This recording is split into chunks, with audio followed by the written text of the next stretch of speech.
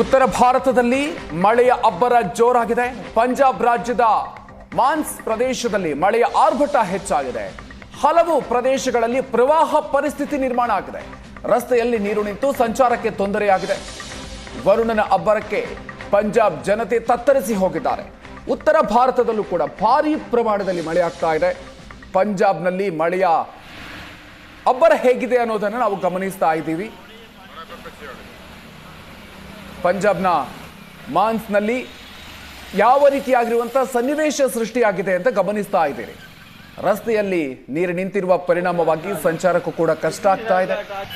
ವರುಣನ ಅಬ್ಬರಕ್ಕೆ ಪಂಜಾಬ್ನ ಜನತೆ ತತ್ತರಿಸಿ ಹೋಗಿದ್ದಾರೆ.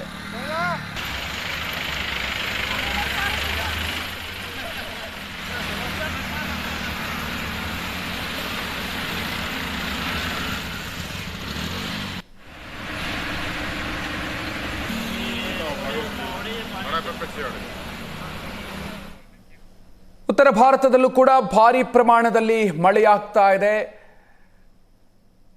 ಮೊನ್ನೆಯಷ್ಟೇ ನಾವು ಗಮನಿಸಿದ್ವಿ, ಕಳೆದ 4-5 ದಿನಗಳಲ್ಲಿ ಕರ್ನಾಟಕದಲ್ಲೂ ಕೂಡ, ಅದರಲ್ಲೂ ಕೂಡ ಬೆಂಗಳೂರಿನಲ್ಲಿ ಯಾವ ಪ್ರಮಾಣದಲ್ಲಿ ಮಳೆಯಾಗಿತ್ತು, ಏನೆಲ್ಲ ಸಮಸ್ಯೆಗಳು ಉಂಟಾಗಿತ್ತು ಅಂತ. ಈಗ ಉತ್ತರ ಭಾರತದಲ್ಲೂ ಕೂಡ ಮಳೆಯಿಂದಾಗಿ ಅದೇ ರೀತಿಯಾಗಿರುವಂತಹ ಸಮಸ್ಯೆಗಳು ಕಂಡು ಬರ್ತಾ ಇದೆ. ಪಂಜಾಬ್ನಲ್ಲಿ ನೀವು ಗಮನಿಸ್ತಾ ಇದ್ದೀರಿ, ಬೆಂಗಳೂರಿನಲ್ಲಿ ಯಾವ ರೀತಿಯಾಗಿ ನೀರು ನಿಂತಿತ್ತು ಅದೇ ರೀತಿಯಾಗಿ ಪಂಜಾಬ್ನಲ್ಲೂ ಕೂಡ ಭಾರೀ ಮಳೆಯಿಂದಾಗಿ ರಸ್ತೆಯಲ್ಲಿ ನೀರು ನಿಂತಿದೆ. ಹೀಗಾಗಿ ವಾಹನ ಸಂಚಾರಕ್ಕೆ ಕಷ್ಟ ಆಗ್ತಾ ಇದೆ. ಜನರು ಪರದಾಟವನ್ನ ನಡೆಸ್ತಾ ಇದ್ದಾರೆ. ಇನ್ನು ದೆಹಲಿಯಲ್ಲೂ ಕೂಡ ಅಷ್ಟೇ, ದೆಹಲಿಯ ಏರ್ಪೋರ್ಟ್ನಲ್ಲಿ ಮಳೆಯಿಂದಾಗಿ ಆಗಿರುವಂತಹ ಅನಾಹುತವನ್ನು ನಾವು ಗಮನಿಸ್ತಾ ಇದ್ದೀವಿ. ಈ ರೀತಿಯಾಗಿ ಉತ್ತರ ಭಾರತದಲ್ಲೂ ಕೂಡ ಮಳೆಯ ಅಬ್ಬರ ಜೋರಾಗಿದೆ. ದೆಹಲಿ ಹಾಗೂ ಪಂಜಾಬ್ನ ದೃಶ್ಯಗಳನ್ನು ನೀವು ಗಮನಿಸ್ತಾ ಇದ್ದೀರಿ. ಮತ್ತೊಂದು ಕಡೆಯಲ್ಲಿ ರಾಜ್ಯದಲ್ಲೂ ಕೂಡ ಅಷ್ಟೇ ಭಾರೀ ಪ್ರಮಾಣದಲ್ಲಿ ಮಳೆ ಆಗ್ತಾ ಇರುವಂತಹ ಕಾರಣದಿಂದಾಗಿ ಹಲವು ಜಿಲ್ಲೆಗಳಿಗೆ ರೆಡ್ ಅಲರ್ಟ್ ಅನ್ನು ಘೋಷಣೆ ಮಾಡಲಾಗಿದೆ. ಕರಾವಳಿ ಭಾಗ ಹಾಗೂ ಮಲೆನಾಡು ಭಾಗದ ಹಲವು ಜಿಲ್ಲೆಗಳಲ್ಲಿ ಭಾರೀ ಪ್ರಮಾಣದಲ್ಲಿ ಮಳೆಯಾಗುವಂತಹ ಸಾಧ್ಯತೆ ಇರೋದ್ರಿಂದಾಗಿ ಮುನ್ನೆಚ್ಚರಿಕಾ ಕ್ರಮಗಳನ್ನು ತೆಗೆದುಕೊಳ್ಳೋದಕ್ಕೂ ಕೂಡ ಸೂಚನೆಯನ್ನು ಕೊಡಲಾಗಿದೆ.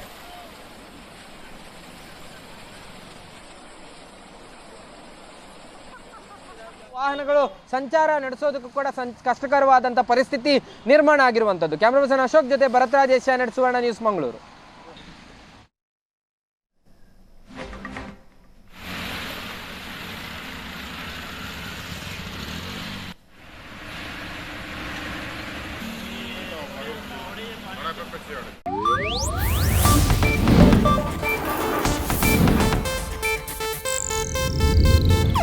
ಇದು ಏಷ್ಯಾನೆಟ್ ನ್ಯೂಸ್ ನೆಟ್ವರ್ಕ್ ಪ್ರಸ್ತುತಿ.